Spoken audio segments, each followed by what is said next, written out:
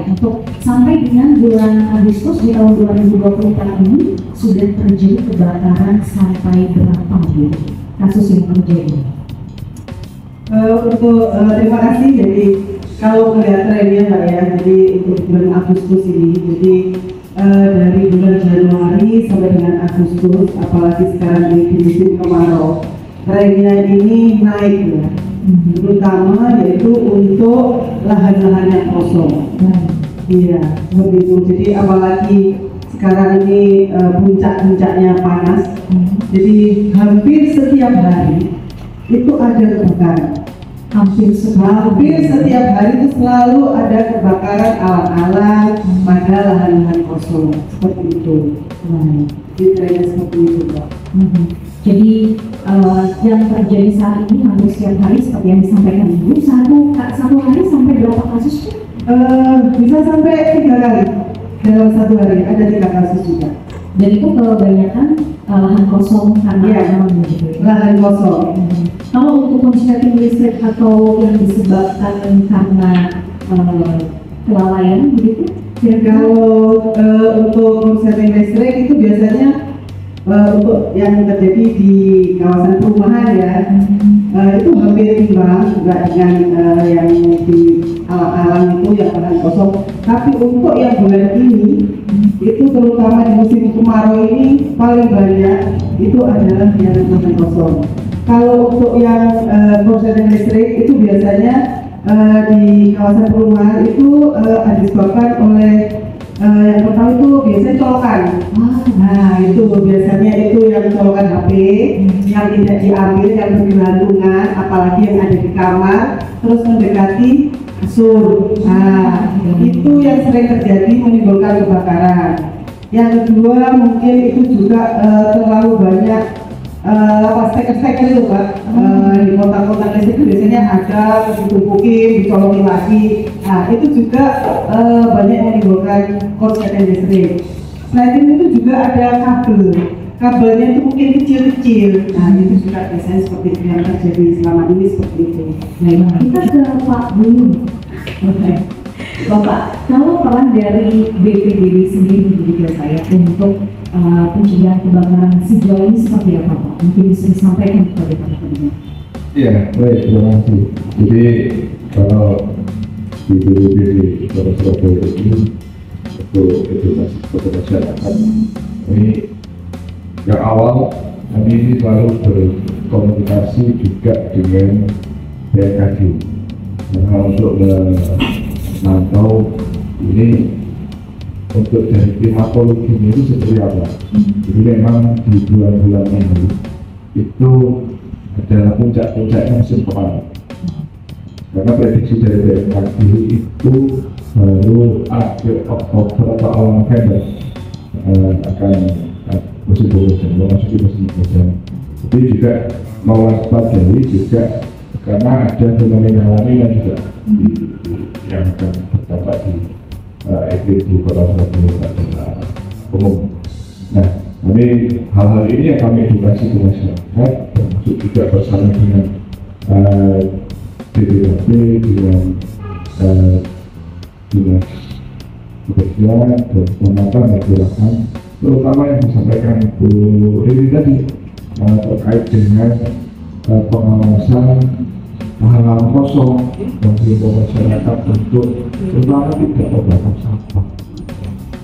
Jadi sosialisasi yang kita lakukan yang sama dengan yang lain. Mungkin kalau dari daerah sendiri materinya ya kita ada undang-undang 16 tahun 2008 terkait dengan pembangunan masyarakat untuk membakar sampah tanpa menggunakan teknis tertentu yang lingkungan ini juga kemudian dari undang-undang itu ada turunan di Perda di Perda nomor 5 tahun 2014 sama, jadi di Perda nomor 5 tahun 2014 itu di pasal 29-nya ada klausul terkait larangan. Jadi masyarakat datang untuk membakar sampah melaksanakan menggunakan teknis tertentu. Dan kemudian terkait dengan laporan tadi tentunya ada sanksi. Jadi kalau yang melanggar, jadi sanksinya kami turunkan di bawah. Jadi memang yang membakar, baik yang membuang sampah sembarangan, yang membakar sampah itu mengatur terkait. Jadi sanksinya kalau yang khusus membakar itu di perwalinya akan kena denda sebesar 300. Dan sepanjang tahun ini yang mungkin yang bisa kita lakukan ada yang bentuknya sosialisasi, ya. Ada yang pengecekan, ada laporan bakar kita cek yang bakar sudah ada. Ada yang kita tangkap tangan pada saat bakar harus kita tangkap juga. Jadi selama Januari sampai Agustus ini berdasarkan laporan ada 12 kejadian. Itu langsung kita tindak. Jadi pembayaran sanksinya tadi kalau dia bisa menunjukkan telah mentransfer rekening terkait dengan itu ya sudah. Nah awalnya kita sepakat ini. Jadi sebetulnya masyarakat ini pemerintah kota sudah menyiapkan TPS pembuangan sementara. Ada di 191 lokasi TPS. Itu yang kita sudah siapkan. Monggo warga kalau mau buang sampah ke sana lah, gitu ya. Tapi mungkin ada di beberapa daerah ini, di beberapa perkampungan yang karena tidak mengerti lokasi TPS-nya, jadi buang sampahnya ini di tepi jalan. Tidak. Ini bisa diceritakan Pak, ketika kebakaran terjadi kan kita lapor nih Pak ya. Ya. Untuk real time-nya itu antara penanganan gedung, rumah, kemudian lahan kosong itu seperti apa sih Pak?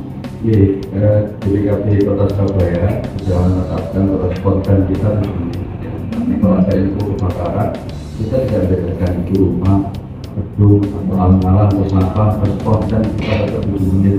Artinya secepat mungkin kita sampai ke lokasi melakukan pemadaman. Tadi sampai Pak Jadi, biar pencemaran lingkungan ini kan tidak bertambah parah gitu. Dan yang penting memang kita antisipasi dan sampai dari bakar lahan atau sampah merembet ke rumah, merembet ke warung, merembet bahkan ada yang sampai orang itu terbakar di tempat dia bakar sampah. Jadi di tahun 2022 itu di 25 September di Kantor Garing Radio daerah Muda Semangkir. Jadi orang kakek ya, kakek bakar sampah, mungkin bakar sampah mungkin tidak berhubungan lagi dengan angin.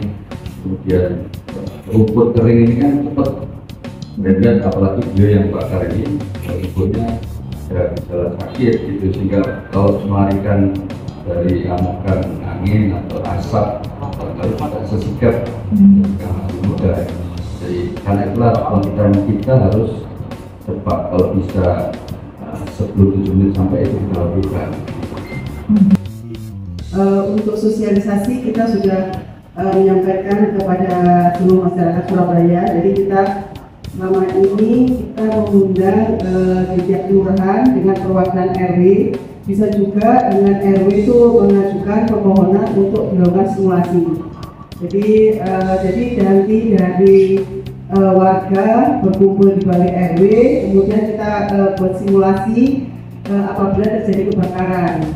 Contohnya semua itu yang terbakar adalah biasanya kan yang di rumah itu kalau pagi sampai siang kan ibu-ibu. Jadi biasanya itu yang dapurnya itu ya, yang sering itu. Kadang ibu-ibu itu lupa mematikan kompornya. Ada cuma sebentar keluar jemput anak tapi lupa kalau kompornya itu juga masih nyala. Ada yang memang sengaja juga seperti itu. Jadi maksudnya dia deket gitu nanti balik lagi itu mungkin belum sampai sat gitu ya. Sudah ada pembagian apart melalui dana kelurahan. Jadi tiap-tiap RW itu ada sebagian yang sudah diberikan apart oleh pemerintah kota.